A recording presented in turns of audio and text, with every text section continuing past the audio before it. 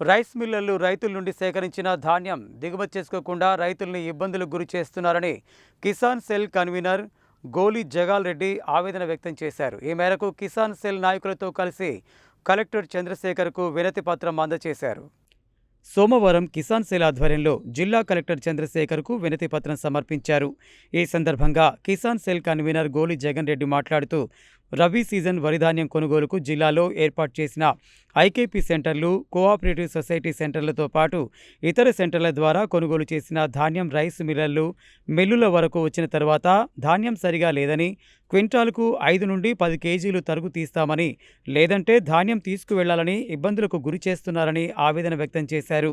ధాన్యం కొనుగోలు కేంద్రాల ద్వారా సేకరించిన ధాన్యాన్ని దిగుమతి చేసుకోకుండా ఇబ్బంది పెడుతున్న రైస్ మిల్లర్లపై చర్యలు తీసుకోవాలని కోరారు. ఈ కార్యక్రమంలో కిసాన్ సెల్ నాయకుడు రామ్రెడ్డి, సర్పంచులు ఏమిరెడ్డి భూపాల్రెడ్డి, నాగవెల్లి సైదులు, బక్క రాజశేఖర్, కదిరి సైదులు, సురేష్, రాజిరెడ్డి, కేసాని వెంకటరెడ్డి, వివిధ గ్రామాల రైతులు తదితరులు పాల్గొన్నారు. దాన్ని మేము ఏమన్నామంటే ఏ గ్రేడ్ కాబట్టి బీ గ్రేడ్ తీసుకోవాలి, కానీ ఎగబట్టడానికి రైతులకు అక్కడ స్థలాలు లేవు.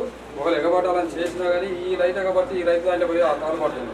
కాబట్టి దయచేసి మా యొక్క విన్నవించుకొని ఉన్న సరుకును మొత్తం కూడా లిఫ్ట్ చేయాలనేది మేము కోరుకుంటున్నాం.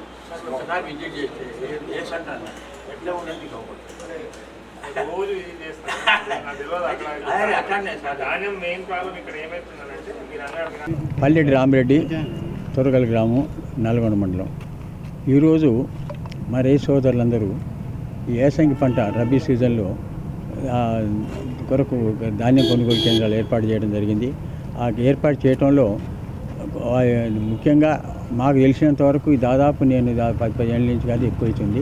మా రైతులు మిల్లర్లతో మీటింగ్ అందరినీ పిలిచి మీటింగ్ పెడుతున్నారు. మీటింగ్లో ఇన్ని బాధలు రైతులు చెప్పడం, మిల్లర్లు చెప్పడం, ఎన్నో రకాలుగా మేము సమస్యలు చేయడం జరిగింది.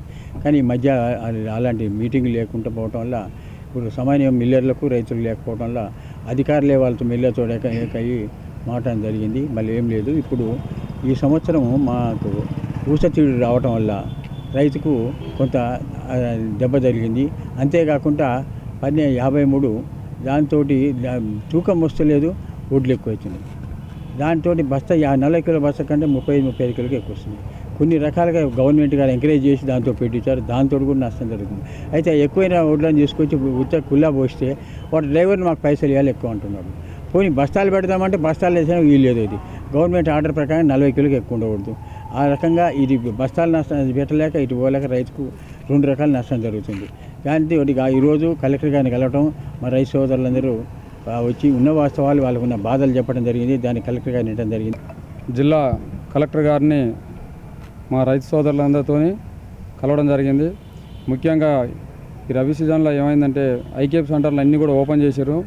గత 15 సంవత్సరాల నుంచి ఎన్నడూ లేని విధంగా ఐకేపీ సెంటర్లలో సమస్యలు సృష్టిస్తారు. గతంలో రైతులకు, మిల్లర్స్కు అధికారులతో మీటింగ్ పెట్టి కొనుగోలు కేంద్రాలను ఓపెన్ చేసి ఎక్కడ సమస్యలు రాకుండా ముందుకు పోయినాం.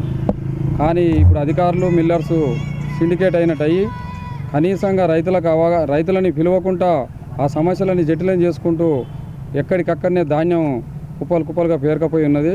ఈరోజు మేము అవన్నీ గమనించి కనీసం మొదలు కాకముందే లారీలన్నీ పోయి కూడా ఎక్కడ మిల్లర్ దగ్గర ఉంటే ఆ మిల్లర్స్ అందరు కూడా కనీసంగా టేబుల్ మీద పోసి తాలున్నదా అని కూడా ఏరుకుంటూ వాళ్ళు ఎంతసేపు ఉన్న ఏది లేదు, నాణ్యమైన ధాన్యానికైనా తాలున్న ధాన్యానికైనా మాకు క్వింటల్కు ఒక 2 కేజీలు 3 కేజీలు కట్ చేస్తే తప్పితే మేము దిగుమతి చేసుకోము, మీ దిక్కున చెప్పుకోపోరని కాన్సెప్ట్తో రైతులకు చెప్తే మేము ఈరోజు కలెక్టర్ గారిని కలవడం జరిగింది.